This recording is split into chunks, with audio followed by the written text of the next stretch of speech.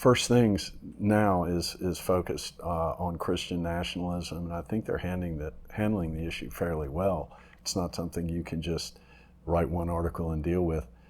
When you hear all the negatives out there, I think it's more common to hear about it as a negative thing.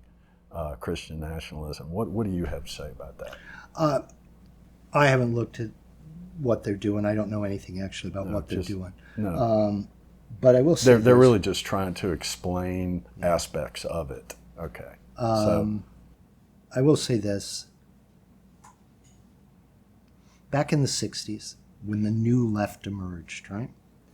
An old Marxist socialist from, had been around since the 1930s, an editor at The Nation, was in a debate with Tom Hayden, who had written the Port Huron Statement for the Students for Democratic Society and was this new left guy, right? And he was making some economics point out of Stalinism, right? And I think it was William Barrett, but I could be wrong. Anyway, this elderly editor for The Nation said, in a line that I love, "You are bringing up arguments so old that I have forgotten the answers to them. All I remember is that we did answer them and moved on."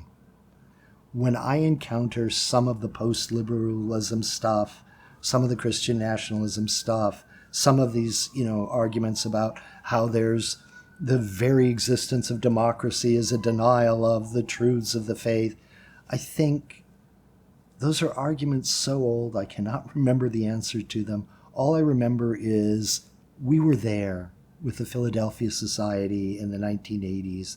We were there with the Red Berets in the 1960s. We have faced this argument before. In order to engage you, I would have to think what the actual answers are.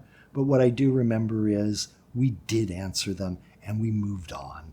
And to bring them up one more time is so exhausting and so silly that I can't be bothered to engage it. Nor do I think it has any legs and will go anywhere. I think its actual importance is that a generally left-leaning American press wants to report it to pretend that they have thereby indicted the whole of conservative thought.